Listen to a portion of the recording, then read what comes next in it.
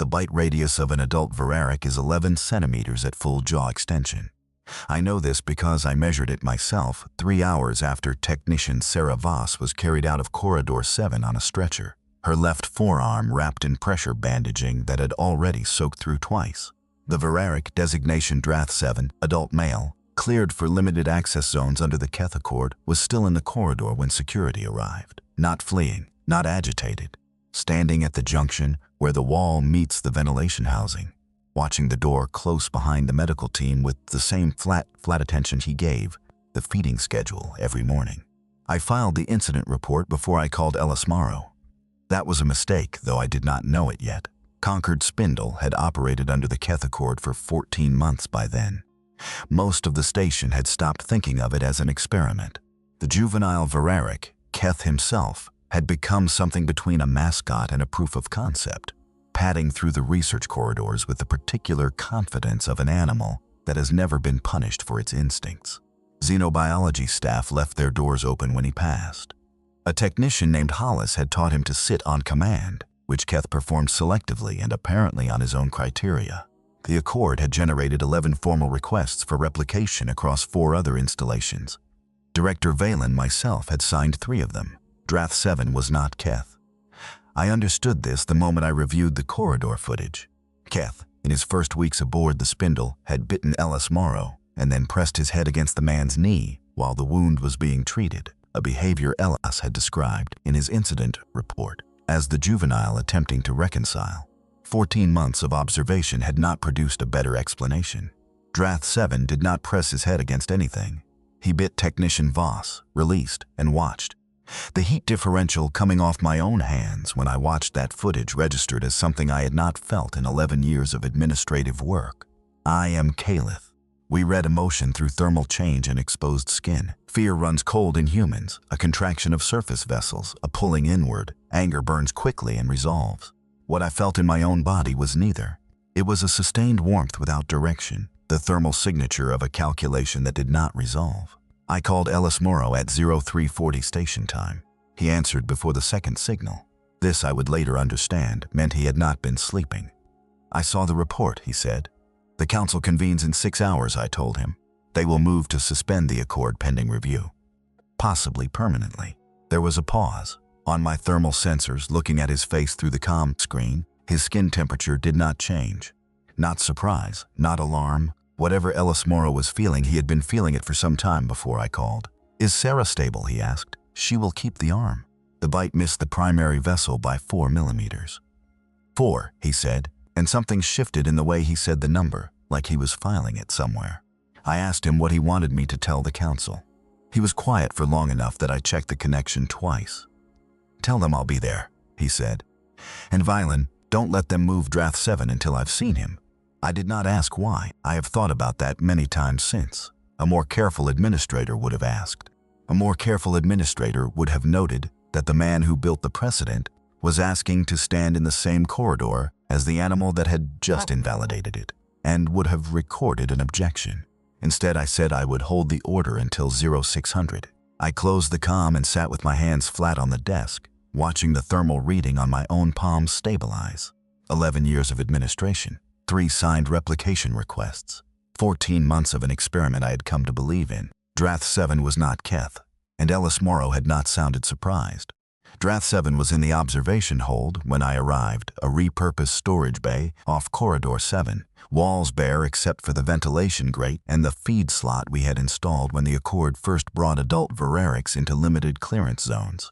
He was sitting, not the way Keth sat with the loose, almost collaborative quality of an animal that has decided to cooperate. Drath 7 sat the way a locked door sits, present, sealed, offering nothing. Ellis was already there. He was standing 4 meters from the containment barrier, close enough that the proximity sensors were logging it, not close enough to trigger the alert threshold. He had a datapad in one hand and he was not looking at it. He was watching Drath 7 the way I have seen human engineers watch a structure they are not sure will hold. I checked his skin temperature from the doorway. Steady, the faint warmth of concentration, no fear contraction, no flush of anger. In 14 months of working alongside Ellis Morrow, I had learned to read him the way I read station diagnostics, not by individual readings, but by what was absent. What was absent now was urgency. This I classified initially as composure. He hasn't moved since they brought him in, Elas said without turning around. He moved sufficiently in corridor 7, I said. Ellis did not respond to that. He crouched slowly, the way he had described crouching in front of Keth in those first weeks, making himself smaller, less vertical, less the shape of a thing that gives commands. Drath 7's head turned, fractional. The eyes, pale gold and multifocal, moved to Elas and stayed. Different from Keth, Elas said. Keth tracked movement. Drath 7 tracked stillness. I noted this in my log.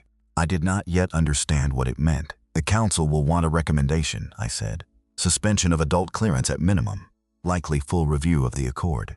Director Holst on Meridian Station has already sent a query. He has a juvenile placement pending and wants to know if he should hold. Tell Holst to hold, Elas said. That is not an answer for the council. No, he agreed. It isn't. He stood. He did not step back.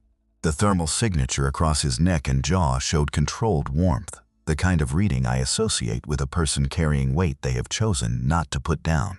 I asked him directly whether he had known Drath 7 was a different category of risk. The pause before he answered was 4 seconds. I counted. I knew adult integration was a different problem than juvenile integration, he said. I knew we didn't have enough data. I included that in the accord proposal. It's in the appendix. Appendix 4, I said. Flagged as a secondary consideration. Flagged as unresolved, he said. That's different. I felt the warmth in my own hands again. Ellis Morrow was not lying. He was also not telling me everything. In my experience, those two conditions rarely coexist so cleanly, and the fact that they did meant I was missing a variable. Drath 7 had not moved. He was still watching Elas with that fixed attention, the predator reading stillness, cataloging the shape of something that refused to flinch. I thought at the time that Ellis was being brave. I was wrong. Bravery is thermal. It spikes, it burns, it resolves. What Ellis was doing in that room produced no spike at all. Just the steady carried warmth of someone waiting for something he had already decided he would not avoid. I did not know then what he was waiting for. The council convened at 0600 in the station's primary administrative chamber, a room designed for efficiency, not deliberation. Administrator Cho held the chair. She was Caliph, like myself, and her thermal baseline ran cold, the particular steadiness of someone who has made a career of decisions she does not second-guess. Elas sat across from me. He had not slept. I could read it in the skin around his eyes, the slight drop in surface temperature that comes with exhaustion, and in the way he held his datapad, not reading it, just holding it, the way humans sometimes hold objects when they need their hands to do something other than what their mind is doing. Cho opened with the footage, no preamble, no protocol summary. She simply played the Corridor 7 recording on the chamber display, and we watched Technician Voss enter the corridor, watched Drath 7 come off the wall with the fluid efficiency of something built to close distance fast. Watched the bite, the release, the stillness after. The room was quiet when it ended. The Keth Accord, Cho said, was predicated on the assumption that vireric behavior is modifiable through sustained non-threatening contact. Administrator Morrow, your proposal used 14 data points from the juvenile's integration to support that assumption. How many of those data points apply to an adult male? 3, Elas said. Possibly 4. The warmth across my palm spiked. He had the number ready. He had not calculated it in the moment. You built the accord on 14 data points, Cho said, and you believe 3 of them transfer to the category that just put a technician in medical. 4, possibly, Elas said. And yes. Then the accord was insufficiently scoped. The accord was honestly scoped, Elas said. The appendix flagged adult integration as an open question. I should have been louder about that distinction. Then you are recommending suspension, Cho said. No, Elas said. The flush in the room spiked. This time I felt it on my own face. The accord should not be suspended, he said. It should be extended. We need more data, not less. Suspending now means we make the next decision. Adult integration on every station that files a request in the next decade, with exactly the information we have today. Which is 3 data points, possibly 4, and 1 incident we don't fully understand yet. Cho looked at him for a long moment. Her skin temperature did not move. What do you mean by don't fully understand? Elas put the datapad on the table. Drath 7 bit Sarah Voss and then he stopped, he said. I've watched the footage 19 times. He had the angle. He had the time. He stopped. I want to know why. No one answered. The room held the particular silence of people confronting a question they had not thought to ask. I had watched the footage 6 times. I had not noticed. Ellis Morrow was not trying to save the Accord. He was trying to understand Drath 7. And until that moment, I had believed those were the same thing. Cho called a recess at 0700 and asked me to stay behind. The chamber emptied in the efficient way of people who have somewhere else to be and are grateful for permission to go there. When the door closed, Cho turned to me. "He's going to ask to continue working with Drath 7, she said. "Yes, and you're going to recommend we allow it." I had not decided this yet. The fact that she said it as a statement rather than a question meant she had read something in my posture, my temperature, some caliph tell I had not suppressed. This annoyed me in the way accurate observations sometimes do. "I'm going to recommend we take 48 hours before any formal suspension," I said. "That is not the same thing." "It is functionally the same thing," Cho said. "Ellis Morrow will spend those 48 hours in that observation hold, and at the end he will come back with data. And the data will be interesting, and we will extend the window again. I have administered 11 stations across a 30-year career, Valen. I know what institutional momentum looks like from the inside."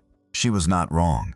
"The Caliph regulatory doctrine exists precisely for this," she continued. "A protocol generates positive results. Staff adapt to it. The protocol becomes load-bearing, not because it was designed to be, but because everything else was built around it, assuming it would hold. Then one variable changes.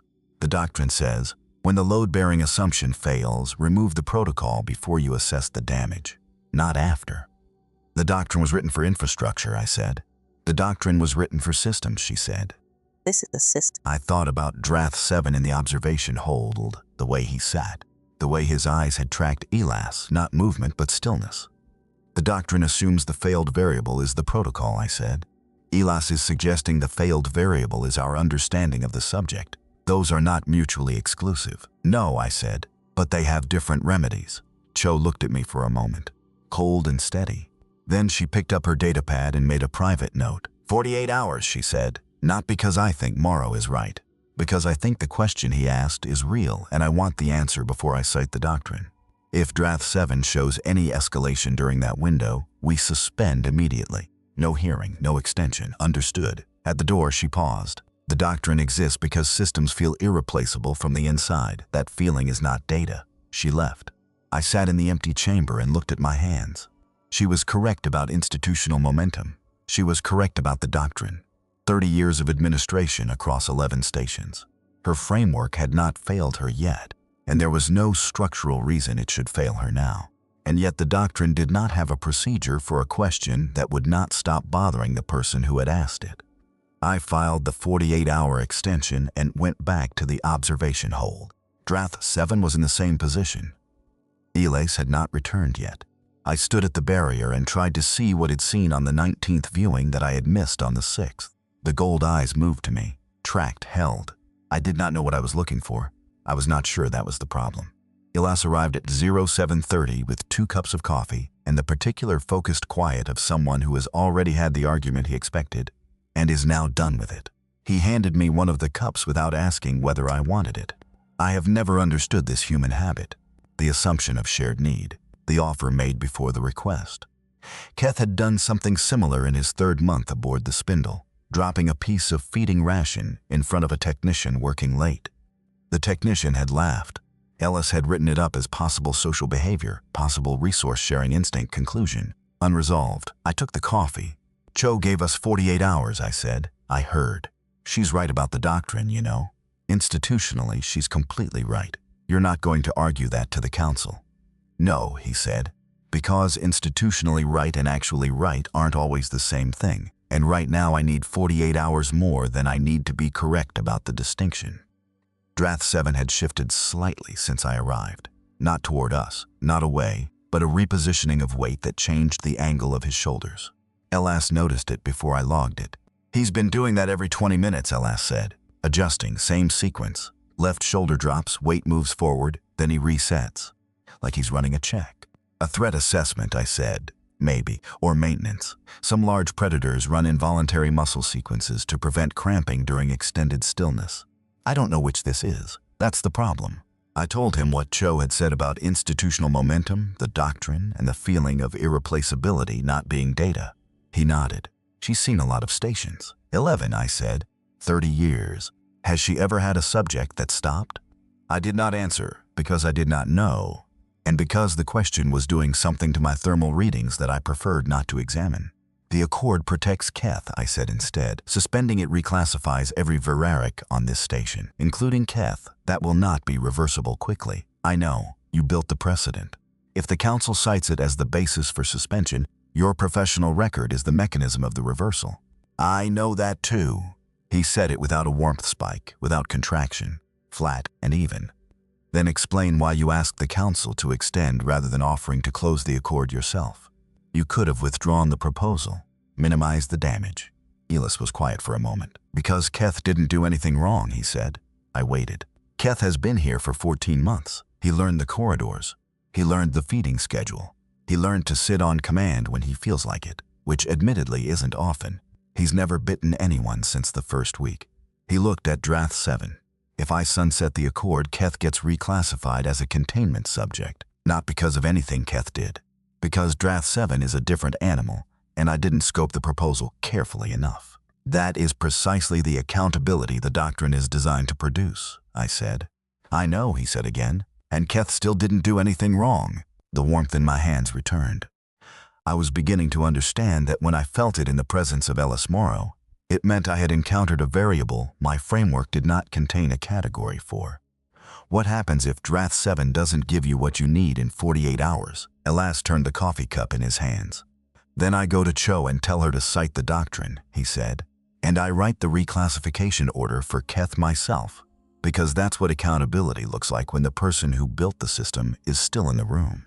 He said it the way he had said 4. Already filed, already decided. But 48 hours first, he said, because Drath 7 stopped. And I want to know why. 12 hours into the 48, Sarah Voss came to the observation hold. She came alone, which was not cleared, and she came during the window when Elis had stepped out to eat something, the first time he had left the corridor since 0730. I was reviewing station logs at the barrier when I heard her behind me. When I turned, she was already looking at Drath 7 with the expression humans wear when they are deciding something they have not finished deciding. Her left arm was in a stabilizing brace. The bandaging beneath it was clean and dry, 4 millimeters. Technician Voss, I said, this area is restricted pending review. I know, she said. Drath 7's eyes moved to her. The gold, multifocal tracking, the predator reading stillness. Then something I had not logged in 18 hours of observation happened. His weight shifted forward and did not reset. The 20-minute sequence broke. He held the new position, shoulders angled, attention fixed on Voss with an intensity categorically different from the flat regard he had given Elas and myself. I moved to step between them. Voss put her good hand out, not touching me, just the human signal for wait. He knows me, she said quietly. He bit you. Yes. He also shared a corridor with me for 6 weeks. I was on the Accord maintenance rotation. I logged his feeding schedule every 3rd day.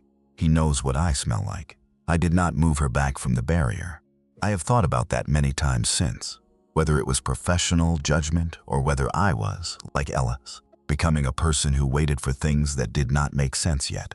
Drath 7 made a sound, low, subsonic at its base, a frequency that registers in the chest before the ears. The Veraric communication research was thin and I did not have a classification for it. Not threat, not the pre-strike vocalization security had flagged in the corridor footage. Something else. Voss exhaled slowly. I'm not going to testify against the Accord, she said. The Council asked this morning if I would submit a victim impact statement for the suspension hearing. I told them no. That was your right. Holst's liaison called me an hour later, told me a statement from me would make the suspension procedurally clean, that it would protect other technicians, close the loophole before anyone else got hurt. She finally looked at me.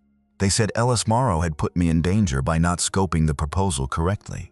That is a defensible reading of the situation, I said. It's also a way of making sure the Accord fails without Cho having to be the one who kills it, Voss said. Use my arm to do the administrative work. She looked back at Drath 7. I am not going to be the mechanism. Drath 7 made the sound again. Voss's hand moved slightly, not toward the barrier, just a reflexive shift, the muscle memory of a gesture she had perhaps made during 6 weeks of maintenance rotation and feeding logs. Does Elis know you're here? I asked. No, and I'd like to keep it that way for now. I want to be a technician who came to look at an animal she's been logging for 6 weeks and doesn't know what to do with the fact that she's not afraid of him. Her thermal readings were not showing fear contraction. They were showing the same sustained, directionless warmth I had been reading off Elas for 18 hours. She left before he came back. I did not log her visit immediately. I sat with that decision for 40 minutes, the deliberate gap in my administrative record, the first in 11 years, before I entered it under informal observation, non-incident, no protocol action required. It was not a lie. It was a choice about what constituted the boundaries of an incident. When Ellis returned with a protein bar he did not finish, I told him Drath 7 had been stable. I told him that first because it was true, and then I watched his face to see if he would ask what else had happened. He did not ask. He looked at Drath 7 and at his datapad and at the 20-minute wait shift sequence that had broken and not resumed. Something changed, he said. Yes, I said. He waited. The sequence is different, I said, which was also true. He nodded slowly and made a note. I stood beside him with the record now slightly wrong in a way only I would ever know, and watched Drath 7 hold his new position with the gold eyes fixed on the door Voss had walked through 20 minutes ago.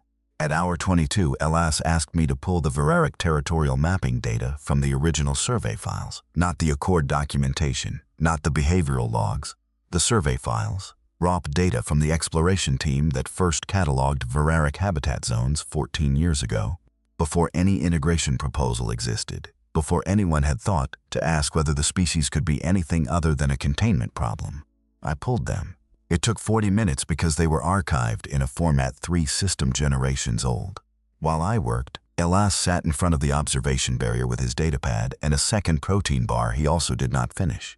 He was not running pattern analysis. I understood this when I brought him the survey data, and he immediately cross-referenced it against a file on a portable drive. I caught a partial view before he angled the screen. Juvenile dispersal maps, not from the spindle, from somewhere else. Where did those come from, I asked. Pre-proposal research, he said. I had a contact on the Vereric Homeworld survey team. She sent me raw dispersal data before the Accord went to committee. I used part of it in the appendix. Part of it, the part that was clean enough to cite formally. The rest was preliminary. Incomplete methodologies, small sample sizes. I couldn't put it in the proposal without peer review. But you kept it. I kept it, he said. The territorial mapping overlaid against the dispersal data produced a pattern I did not understand immediately. Not the concentric zone model in standard Vereric habitat documentation, but something more irregular, with gaps and overlaps that did not conform to resource distribution logic. What am I looking at? Juvenile dispersal corridors, Elas said. When young Vererics leave their birth range, they don't move randomly. They move along specific routes, scent-marked, pressure-mapped, used across generations. The survey team thought it was instinct, standard territorial expansion. He pointed to one of the gaps. But the gaps don't match resource distribution. There's no food scarcity reason for the routes to avoid these zones. The team flagged it and moved on. Why does this matter for Drath 7? Because Drath 7 is not from a juvenile dispersal cohort. He's an adult male who was relocated from a managed habitat zone on the survey team's recommendation. The relocation protocol used the standard concentric model and assessed him as low risk for a reason I think is wrong. He looked at Drath 7.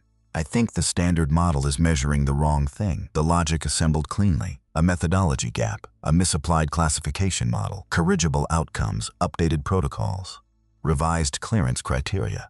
A controlled extension of the Accord with better scoped parameters. You found the methodology error, I said. That's what you've been looking for. Elas looked at me.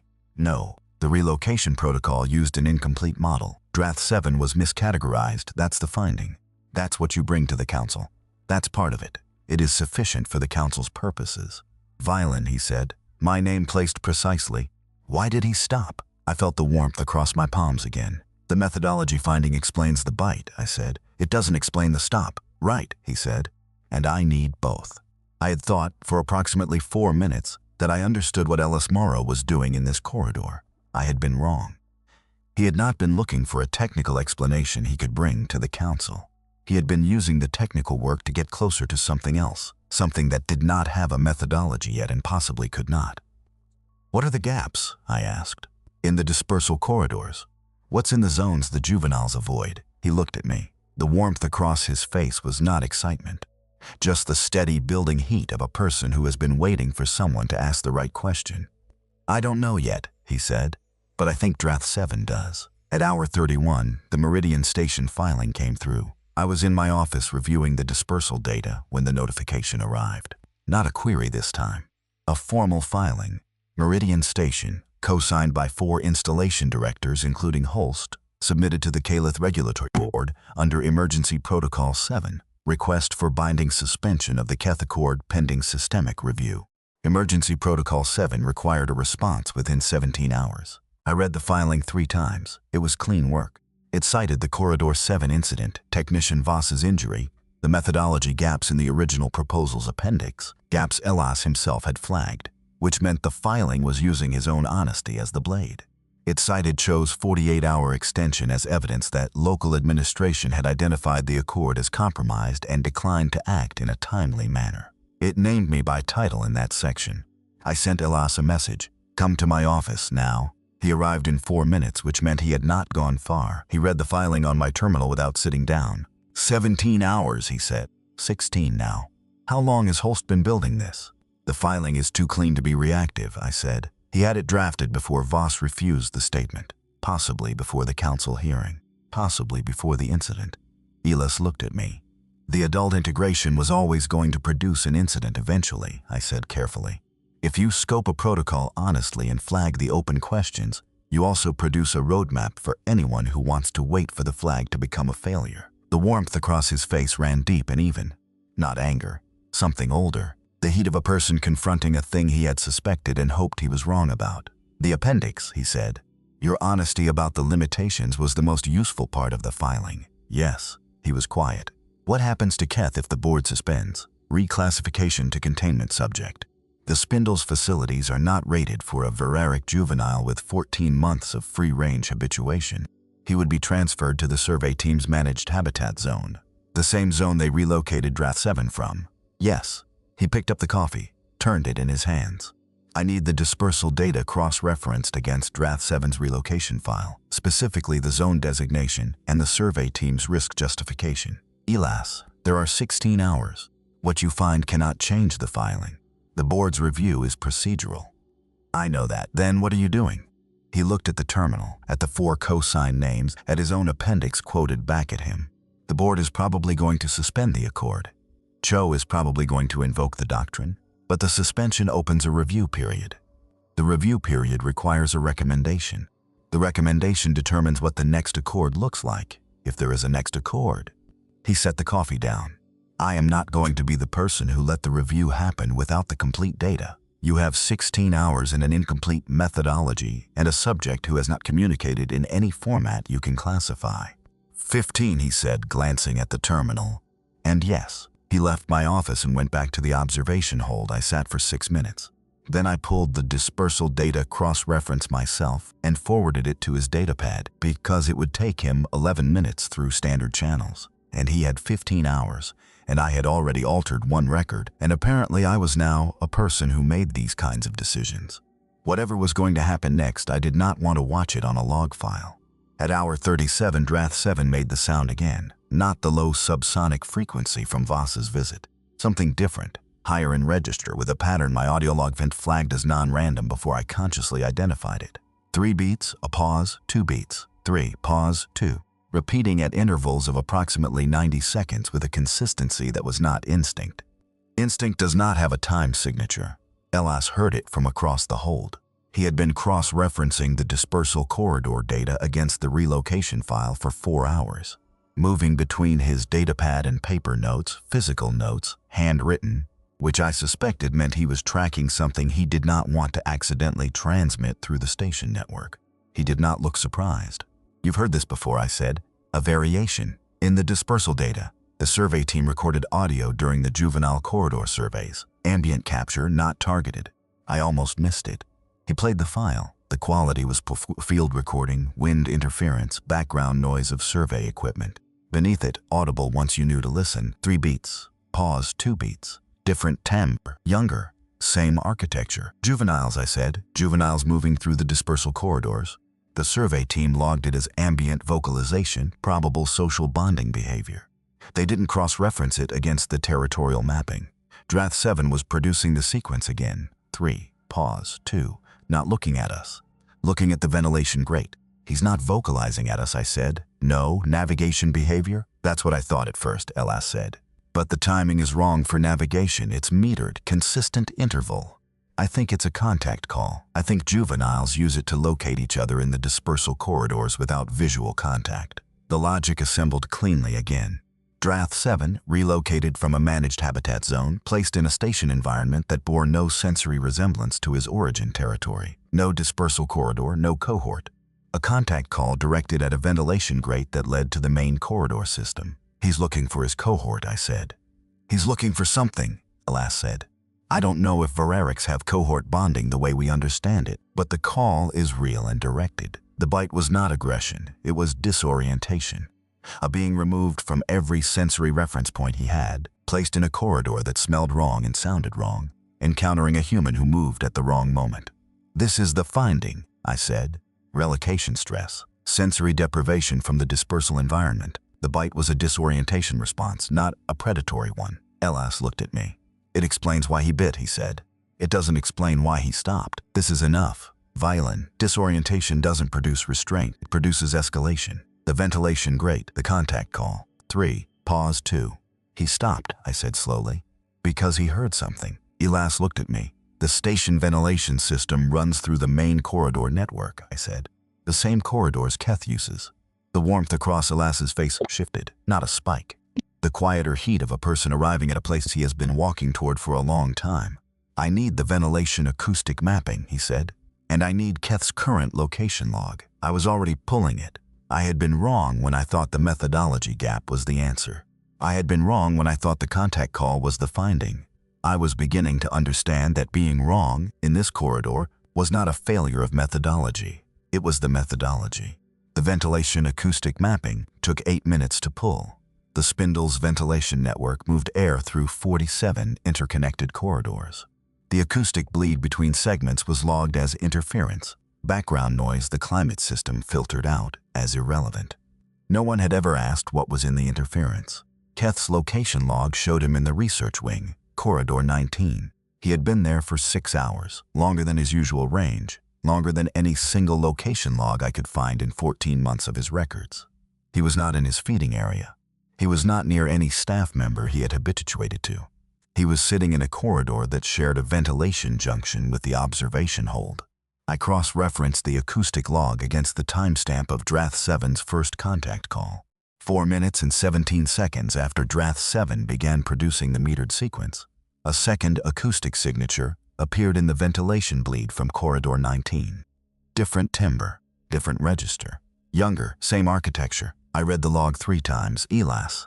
He came to the terminal. He looked at the mapping. He looked at Keth's location log. His thermal signature spiked, fast and genuine. The heat of a person who has been walking towards something in the dark and has just felt the ground change under his feet. Then it settled back into the carried warmth. He's been answering, Elas said, for 6 hours, since before we pulled the audio file, since before we identified the call as non-random. Keth knew what it was. Keth has been producing a response sequence from Corridor 19 for 6 hours without human prompt, training cue, feeding incentive, or instruction. Elas straightened. He wasn't looking for his cohort, he said. He was looking for Keth specifically. You cannot establish that from acoustic data alone. No, but I can establish that Drath 7 has been producing a specific metered call, and Keth has been answering it from a corridor he has no behavioral reason to be in. And the call architecture matches juvenile dispersal corridor vocalizations, which means somewhere in Drath 7's history, before the managed habitat zone, before the relocation, before the spindle. He stopped. I finished it. They were in the same dispersal corridor. Drath 7 had not bitten Sarah Voss because he was only a predator. He had bitten her because he was disoriented and frightened and alone in an environment that made no sense. His instincts fired, and then he had stopped. Because beneath the instinct, beneath the predator architecture and the risk classification and the doctrine and the filing and the 48-hour window, there was something that had heard a familiar voice in the ventilation system. He stopped, I said, because he heard Keth. Elas did not speak. He was looking at Drath 7. His thermal signature had returned to the steady carried warmth, and I understood now what that warmth was. Not composure, not bravery, grief. Elas Morrow had known, from the 19th viewing of the footage, that the explanation for the stop would not be cleanly technical. He had built the technical case anyway, carefully and honestly, because the technical case was real and necessary, and the only language the council and the board and the doctrine spoke fluently. But he had kept the incomplete file for 14 months because he suspected something without a peer-reviewed methodology. That Draft 7 had stopped because he was not only a predator. How much of this did you know when you asked the council for 48 hours? I asked. I knew the stop was real, he said. I knew it meant something the methodology couldn't explain yet. I didn't know about Keth. I hoped. I didn't know. And if Keth had been in the cafeteria, in his feeding area, anywhere except Corridor 19, the pause was long enough that I counted it. Then I would have taken the technical case to Cho, he said, and asked her to invoke the doctrine and written the reclassification order for Keth myself. But I needed to know what was on the floor first. From Corridor 19 through 47 interconnected segments of ventilation network came 3 beats, a pause, 2 beats. Drath 7's head moved toward the grate. His own sequence answered. I had 11 years of administrative work. I had the Caliph regulatory doctrine, a regulatory board filing with 9 hours on its clock, and a director who was going to invoke the doctrine because her framework had not failed her yet. I had all of that, and I was standing in an observation hold, watching an adult predator answer a juvenile through a ventilation system, and something in my thermal readings was doing something I had no administrative category for. What do we do? I said. Ellis picked up his paper notes. We tell the truth, he said. All of it, the methodology gaps and the relocation stress and the dispersal corridors and this. Then we let Cho decide. She will invoke the doctrine, maybe, he said, but she'll invoke it knowing what's on the floor. I called Cho at hour 39. I told her about the acoustic mapping. I told her about Keth's location log and the 6 hours of contact calls moving through 47 ventilation segments. I told her about the dispersal corridor audio, the methodology gaps, the relocation stress, and the way all of it was necessary but not sufficient. Then I told her about the stop. She listened without interrupting. When I finished, she was quiet long enough that I checked the connection twice. You're telling me, she said, that a juvenile Vereric has been sitting in Corridor 19 for 6 hours answering a contact call from the adult that bit your technician. Yes. And that Ellis Morrow suspected this was possible when he asked for the 48-hour window. He suspected the stop had a non-technical explanation. He did not know the specific form it would take. That is a careful distinction, Valen. It is an accurate one. Another pause. The board filing has 9 hours on it, she said. Yes. If I invoke the doctrine now, I cite it against an incomplete record. If I do not, the board reviews my extension and my professional record takes the gap. Yes. So what are you asking me? Come to the observation hold, I said, before you invoke the doctrine. See it. The pause was shorter. This is exactly what institutional momentum looks like from the inside, Valen. Yes, I said. I know. Come anyway. She came. She arrived 20 minutes later with her data pad and her 30 years and her 11 stations. I played the acoustic log on the hold speaker system so she could hear both sequences layered against each other in the ventilation bleed that the climate system had been filtering out as noise. She stood there for a long time without speaking. Then she turned and looked at me. This doesn't change the filing, she said. No, the protocol failed. The doctrine is clear. Yes, she looked back at Drath 7, at the East Grate, at the terminal showing Keth's location still Corridor 19, still unmoving. How long has he been in that corridor? Since 0200, I said. 6 hours. She was quiet for another long moment. Then she pulled her datapad and sent 3 messages. When she finished, she looked at Alas. The methodology gaps in the relocation protocol. How long to produce a corrected model? 6 to 8 weeks for a defensible draft, Alas said. Longer for peer review. The board review window under Emergency Protocol 7 is 90 days. If I submit the acoustic data and dispersal corridor cross-reference as supplementary to the doctrine invocation, I buy the review period without prejudicing the board toward suspension. The filing is still 4 stations co-signed, I said. Holst will challenge the supplementary submission. Holst co-signed a filing that used a technician's injury as an administrative instrument, Cho said. I have 30 years of professional relationships on this board and he has 6. I am not saying the doctrine is wrong. I am saying I am going to invoke it in a way that gives the review period something real to review. Elas said nothing. His thermal signature changed, the carried warmth still present, but lighter at the surface. A weight shared is not smaller, but it is differently distributed. Sarah Voss, Cho said. She refused to submit the victim impact statement. I want to talk to her before I finalize the submission, not for the record. And I want the station log for that visit, Valen. The warmth across my palms spiked and held. The visit is logged, I said, under informal observation, non-incident. I'm sure it is, she said. The 3 messages she had sent, I found out later, went to the board's procedural officer, to Holst's liaison, and to the xenobiology department on the survey team's home station. The 3rd message asked for the complete unedited audio archive from the Vereric dispersal corridor surveys, including all ambient captures flagged as non-relevant. The survey team's response came back in 40 minutes. The archive was 340 hours of raw audio, had never been formally analyzed, and was available immediately. 340 hours. The survey team had been filtering it out as background noise for 14 years. In Corridor 19, Keth had not moved. From the observation hold, 3 beats. A pause, 2 beats. From 47 segments of ventilation network, threading through the junctions and pressure differentials and climate management interference that no one had thought to look inside. An answer. All of it was true. The doctrine, the filing, the institutional risk, the professional cost. And in the station's ventilation system, 2 Vererics who had walked the same dispersal corridor before either of them arrived on the spindle were talking to each other through the walls. Sarah Voss met with Cho at 0400 in the station's secondary conference room. I was not in the room, I had the log. The meeting lasted 22 minutes. Cho asked 4 questions. I know this because the log shows 4 distinct response intervals from Voss, each longer than the one before, and because afterward Cho sent me a single message. The log notation is fine. Leave it.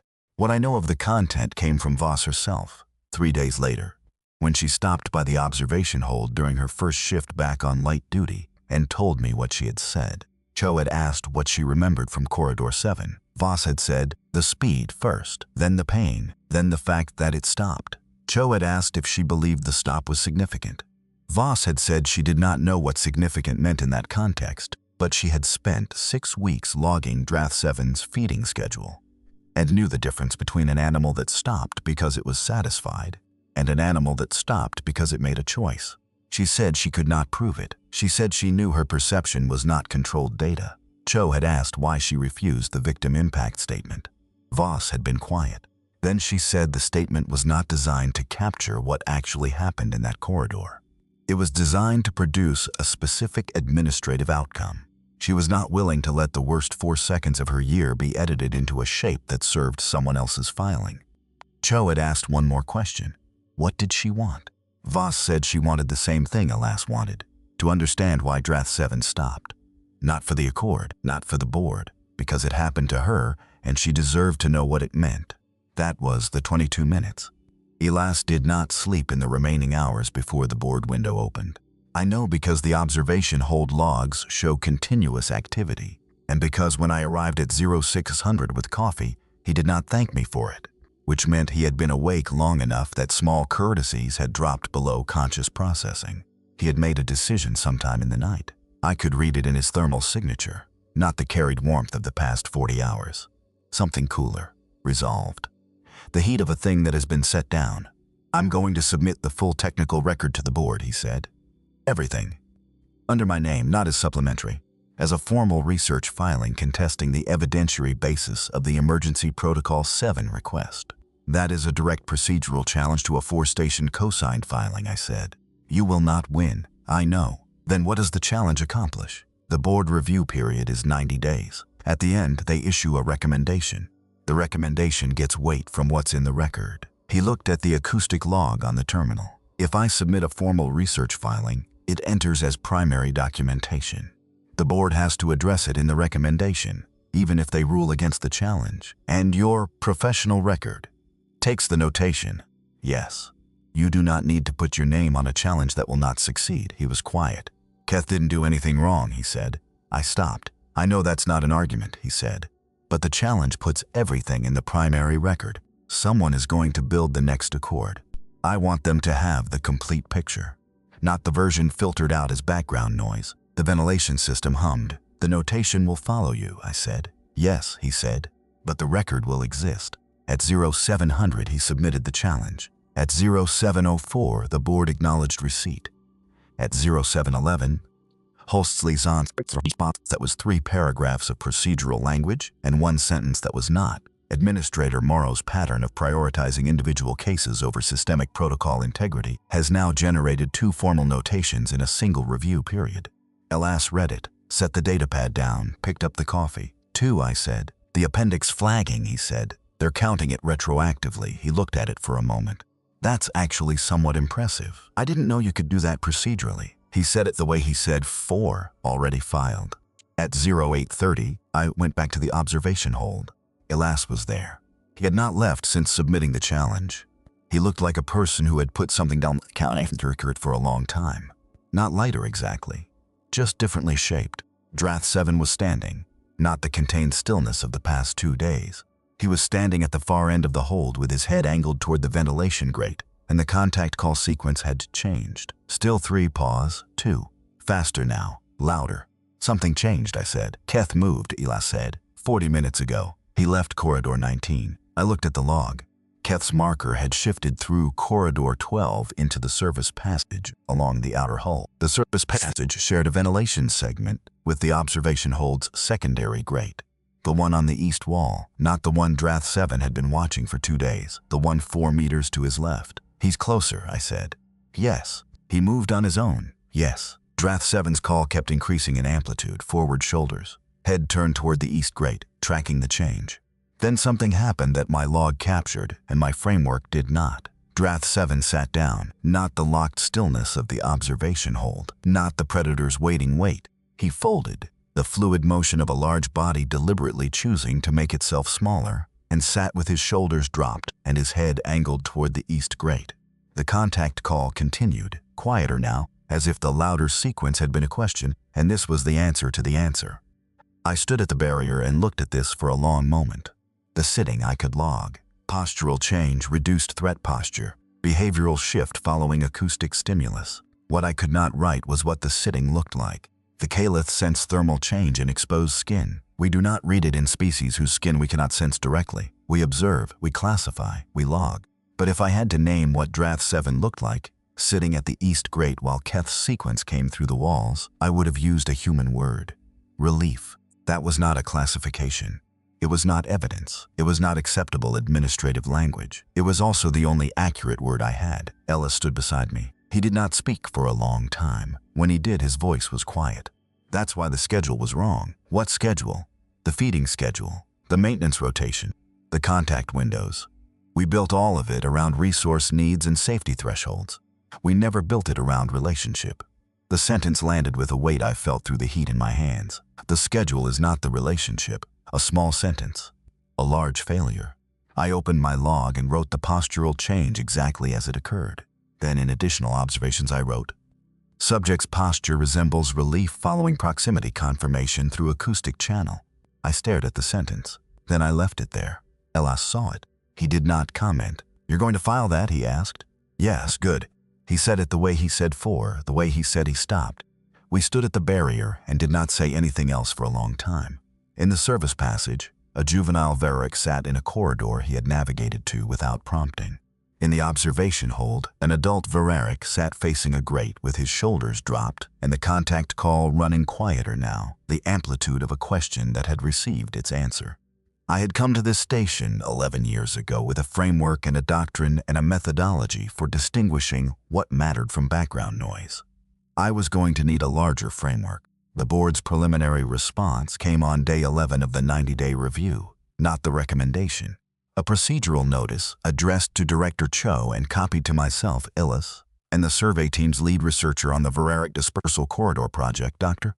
Amara Osei, who had been on the original field team 14 years earlier. The board was requesting a formal acoustic analysis of the 340-hour archive, not advisory, not supplementary.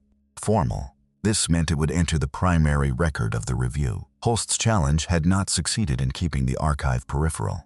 Someone on the board had read Elas's contested research filing and decided the question it raised was real enough to require an answer before the recommendation could be clean. Cho forwarded the notice to me with a single annotation. Holst will escalate. Prepare the station log for external review. I spent 4 hours reviewing the station log. 11 years of administrative record. and the shape of the last 42 hours was visible if you knew how to look. The gaps where judgment had replaced procedure, the places where I had made a choice about what constituted an incident and what constituted background noise. A Caliph administrator with 11 years of clean record and one gap. I submitted the log without alteration. Then I spent 2 hours writing my own formal submission to the review. The observer documentation I had decided on in the observation hold, the thermal readings and the methodology, and the things I had filtered out and then found again. I wrote it carefully in the language the board spoke, administrative, precise, sourced. At the end, in additional observations, I wrote the thing I did not have an administrative category for, that I had watched an adult Veraric hear a familiar voice in the ventilation system and choose, in the fraction of a second between instinct and escalation, to stop. That I had classified this first as a technical question, then as a behavioral question, then as a methodological question, and that each classification had been correct and insufficient. That the most accurate description I could produce, after 42 hours of observation and 11 years of administrative framework, was that Draft 7 had made a decision. The submission posted at 1600. Holst's challenge arrived at 1603. 3 minutes. Efficient. He argued that my documentation exceeded administrative scope, that my thermal observations were not applicable to Veraric subjects, and that the word decision constituted anthropomorphic inference inconsistent with Caliph documentation standards. He was correct on all 3 points. That was the difficulty. At 1800, the board issued a notation on my file. Procedural irregularity under external review. Duration, 20 years. 20 years, I read the notation once, then again. At 1807, it appeared in my doorway. I saw, he said. It is accurate, I said. Yes. That does not make it wrong? No, he said. It doesn't. I understood then why humans ask questions they already know the answers to. Not for information. For the chance to hear another person say the true thing with them. We went back to the observation hold. On day 31, Dr. Amara Ose arrived in person. She came with 4 equipment cases, 2 research assistants, and the expression of someone who had spent 14 years with a file in the wrong drawer and had only just learned which drawer it should have been in. She was human. Late middle age by human standards, compact and precise, with the particular exhausted alertness of field researchers who have learned to sleep anywhere but never deeply. She did not greet us first. She went to the barrier and looked at Draft 7. He was at the east grate. The morning contact call had started 6 minutes earlier. Keth's answer came through the ventilation system with clean amplitude from the service passage. 3. Pause. 2. Draft 7 answered. OC watched for a long time. I was on the original survey team, she said. 14 years ago. I collected 6 of the 11 site archives. I filed 3 of them personally. I was 26. I was mapping territory. I was very good at it. You couldn't have known what you were filtering, I said. No, she said, but I knew I was filtering. Clean data sets produce clean findings. That's true. That's not wrong. It just means the question you didn't ask doesn't get answered. The contact call settled into its morning rhythm. 47 sequences. Filed separately. Non-relevant. I want to submit a formal amendment to the original survey documentation, OC said. Not an erratum. The original findings were accurate for the questions we asked. An extension. The ambient audio archive is primary communication data. It won't be fast enough to affect the board's recommendation directly. But it enters the permanent record, I said. Yes. And the next survey team won't have to rediscover it. I thought about Elas submitting a challenge knowing it would fail. I thought about my observer documentation. I thought about Voss, refusing to be the mechanism. I can give you access to the station's full ventilation acoustic log, I said. 31 days of baseline data. Thank you. She looked at Draft 7 one more time. He's not what I expected. No, I said, he isn't. What did you expect? I thought about the footage. The bite, the release, the stillness after. The way I had watched it 6 times and missed the thing Elas had seen on the 19th. I expected a containment problem, I said. I expected something that fit the classification. OC picked up one of her equipment cases. We're very good at finding what we're looking for, she said. That's the problem with being good at it. At 0700, Ellis arrived with coffee. He looked at the terminal showing OC's arrival log and at Draft 7 settled in his morning position. She came in person, he said. Yes. He handed me the coffee without asking. I took it. She's going to amend the survey documentation, I said. He was quiet. Then, good. He said it the way he said 4. The doctrine was not wrong. The framework just needed to be larger. On day 47, Director Cho asked me to bring coffee to her office, which meant she wished to speak in the unofficial register. She had done this 12 times in the years I had worked with her. On 9 of those occasions, someone had been professionally harmed by the end of the conversation. I brought the coffee. She had my observer documentation open on her terminal. Beside it was my procedural irregularity notation. Beside that, the transcript of Ellis's contested research filing and OC's preliminary index of the acoustic archive. You used the word decision, she said. Yes. Holst is correct that it exceeds administrative scope. Yes. The board is correct to note the irregularity. Yes. And you would use it again. Yes. She made a private note.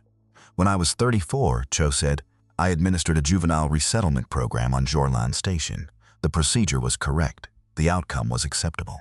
4 years later, an observer report from a maintenance worker showed that the program had separated paired juveniles who were not recognized as paired under the classification standard of the time. The procedure had worked as designed. It had also been wrong. She looked at me. I have invoked the doctrine 41 times in my career. This is the first time I have invoked it while actively helping build the thing that will replace what it suspends. Is that a conflict? Yes, she said. A manageable one. I looked at her notes. I want to contribute to the new protocol, I said. Not as administrator of record, as contributing author. I want to write the habitat section. The environmental parameters for adult viraric integration, based on dispersal corridor data, OC's acoustic analysis, and observation in the hold. Cho looked at me for a long moment, cold and steady. You have never submitted a xenobiology research contribution? No. I have 47 days of thermal observation data and a methodology I developed in a corridor at 0340, while a human showed me how to watch something I didn't have a category for. I think it belongs in the record. She made a third note. Contributing author, she said. I'll clear it with the board's procedural officer. Valen, the ruling is in your file. It will be there for 20 years. I know, you made the right call. That does not make the ruling wrong. I know that too. She nodded once. I picked up the coffee and stood, then stopped. Director, the juvenile resettlement program. Did you submit observer documentation after? The pause was long enough that I counted it. No, she said. I was 34. I thought the accurate record was sufficient. I have thought about it several times since. I set the coffee down. I can help you write it if you decide you want to. She looked at me with the warmth of a decision being made in real time, without the buffer of procedure. That would be outside the normal scope of administrative collaboration, she said. Yes, I said. I know. She made a fourth note. I left her office and went back to the observation hold because Drath 7's morning contact call window was in 40 minutes, and I had learned to be there for it. Not because anyone had trained me, but because the record required a witness who showed up. On day 61, Keth bit Ellis Morrow for the second time. Not hard. Not the 11-centimeter radius of an adult at full jaw extension. A juvenile bite, controlled and brief. Ellis had been crouching in corridor 19, reviewing the acoustic log on his datapad, and Keth came up behind him, bit his shoulder, then pressed his head against Ellis's knee. Elias filed the incident report himself. Under nature of incident, he wrote, social behavior, probable greeting variant. Subject released immediately. No medical treatment required. Under contributing factors, he wrote, administrator was in subject's corridor without announcing his presence. Subject may have been startled. Under recommended action, he wrote, none. The second bite did not change the record. It just meant that Keth, who had been born in a dispersal corridor and had spent 14 months learning the ecosystem of a human research station, had developed a greeting variant, and Ellis Morrow was in the category of things Keth greeted. OC's formal analysis came through on day 68. The finding was 112 pages. I read all of it. The short version, the 340-hour archive contained evidence of a communication network operating across 11 survey sites over 6 years, using metered acoustic sequences to coordinate movement through dispersal corridors. The network was not instinct. It was learned behavior, passed between individuals across a range that the standard territorial model had not measured because it was built on resource distribution, and the communication network operated independently of resource zones. The survey team had been measuring the right thing. They had just been measuring it at the wrong scale. In the final section, OC wrote that the question of whether an adult viraric, removed from a known communication network experiences, sustained acoustic deprivation had not been formally studied, and that this analysis suggested it should be. She did not use the word isolation. She did not use the word loneliness. She was a scientist, and the analysis was peer-reviewed, and she used language that the record could hold. But I had been in the observation hold for 68 days, and I knew what the paragraph meant. I went to see Drath 7 that evening. He was at the East Grate. The evening contact call was shorter than the morning session, but the sequence still ran. 3, pause, 2, patient. The amplitude of something that expected an answer even when the answer was intermittent. I stood at the barrier for a long time. 31 days ago, Ose had said, "He's not what I expected." I had been saying the same thing every day for 68 days, not only about Drath 7, about the corridor, the investigation, the things I had filtered out and then found again. Drath 7's head turned, not toward the grate, toward me. The movement was slow, deliberate, not threat tracking, not the fixed predator attention I had seen on day 1. He lowered his head, fractionally, then held it there. The log captured postural change. My framework did not. I stood very still. I had come every day for 68 days, morning when I could, evening when I could not. Sometimes for the contact call, sometimes after, sometimes only long enough to log his position and leave. I had thought of this as observation because that was the category available to me. Drath 7, apparently, had thought of it as something else. I opened my log and wrote the only thing I could write without claiming more than I knew. Subject oriented toward observer. Head lowered. Duration, 7 seconds. Possible recognition of repeated non-threatening presence. I stopped there. Then, in additional observations, I wrote, "He was waiting to see if I would keep showing up." I stared at the sentence for a long time. Then I left it there. I called Elas. He arrived in 7 minutes. He read my log standing at the terminal, and his thermal signature did the thing it had done when the acoustic cross-reference resolved. The fast, genuine spike, and then the settling, and then the carried warmth of grief and relief held in the same body. "He saw you," Elas said. "Yes. How long do you think he's known you were watching?" I thought carefully. "Day 1, I said. "I think he has known since day 1. I think he was waiting to see if I would keep showing up." Elas looked at me. "Did you keep a record of every day you came?" "Yes." "Good," he said. The way he said 4, the way he said he stopped. We stood at the barrier until the evening call finished, and the East Grate went quiet, and Drath 7 settled into the stillness I had learned to read as the posture of something that had received what it needed and was holding it. The board had 22 days left on its clock. I did not know what the recommendation would say. I knew that whatever it said, the record now contained 68 days of an administrator who had come to a corridor every day and looked back, and one day on which that had been noticed and named, with a gesture that had no classification yet. That was in the primary documentation. It would be there for whoever came next. The board's recommendation came on day 90, not suspension, not full reinstatement.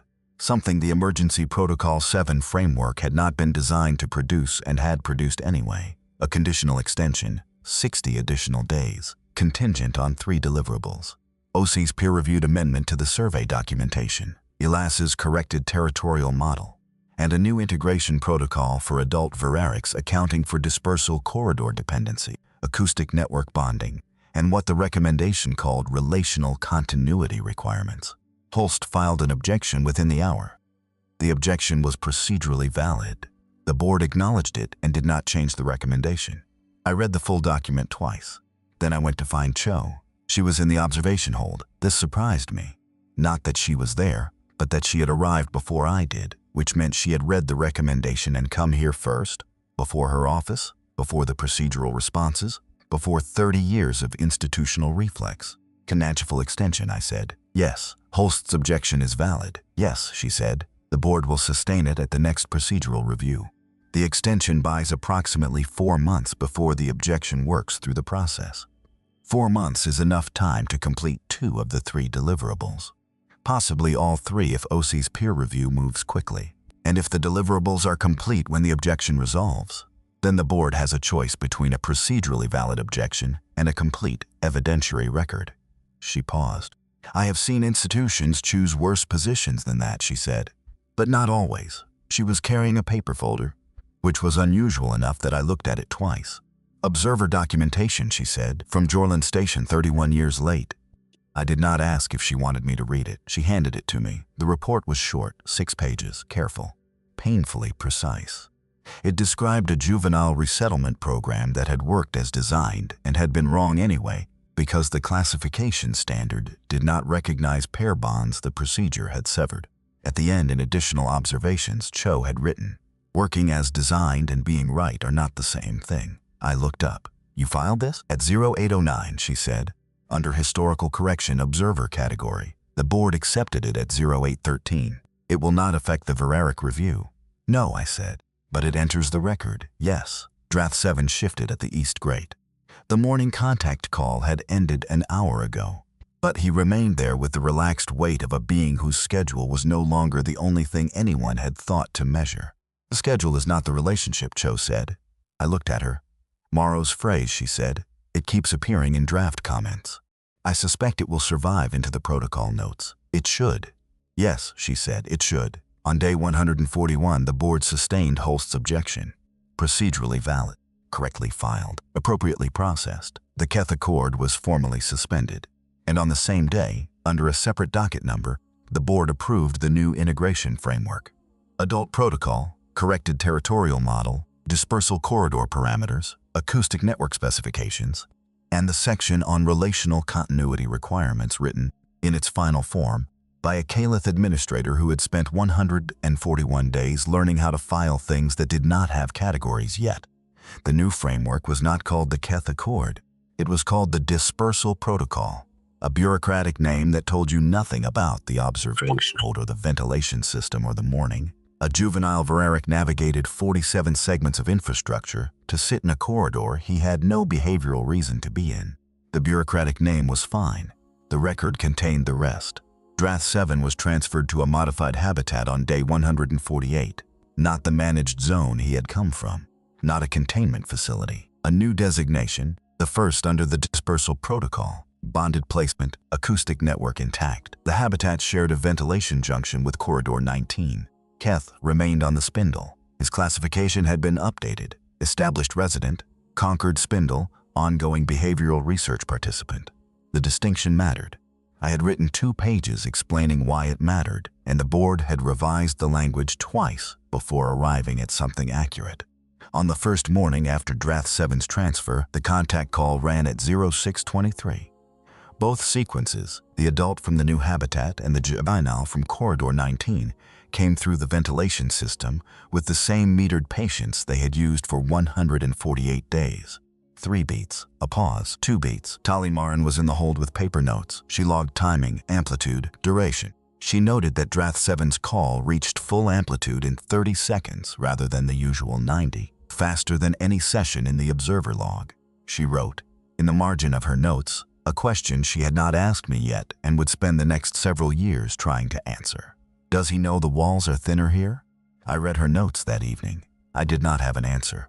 I filed a copy in the primary record under additional observations, day 148, with her name on it because she had been in the room and the question belonged to her, and the record needed to know who had been watching when something was noticed for the first time. Illes left the spindle on day 160, not permanently. A research posting, 6 months, the survey team's home station, working with OC on the dispersal corridor field study, formally funded as a consequence of the amendment and the analysis, and the 340 hours of audio that had spent 14 years in a misfiled folder. He stopped by my office before he left. He did not bring coffee, which was the first time in 120 days that he had come to my office without it, and I understood from this that he was in the mode he used when he was thinking about something he had not finished deciding how to say. "The notation in your file," he said. "The irregularity." "Yes, I'm sorry it's there. I thought about this." "I'm not," I said. "It's accurate. And it's next to the observer documentation, which is also accurate. And anyone who reads one will read the other. The record contains both." That seems right. He looked at me for a moment. The thermal signature I had spent 160 days calibrating to carried warmth, grief, and relief held together, the number placed precisely where it needed to go. "You're going to be here when I get back," he said. It was not a question. "Yes. Tali Marin knows what she's doing." "She's going to be very good," I said. "She asks better questions than either of us did at the start." "Good," he said, the way he said 4, the way he said he stopped. He left. I went to the observation hold at 0600 the next morning. Tali was already there, paper notes open, listening to the ventilation system before the call began. I think the midday pattern is not irregular, she said without looking up. I think it responds to station traffic density. That is very likely, I said. Did you know that from the beginning? I thought about 11 centimeters, 4 millimeters, 19 viewings, 3 beats, pause, 2, 340 hours of audio filed as non-relevant. A technician's arm used as an administrative instrument. A human who knew mercy might fail and chose to keep the record complete anyway. No, I said. I didn't. She nodded and wrote something down. At 0623, the first call came through the ventilation system. 3 beats, a pause, 2 beats. From the modified habitat, Drath7 answered. Tali's pen moved. The record continued. I stood at the barrier with my hands resting lightly on the rail, feeling the warmth settle in my palms. Not directionless now, not unresolved. Something else. I did not have a word for it yet. That seemed right.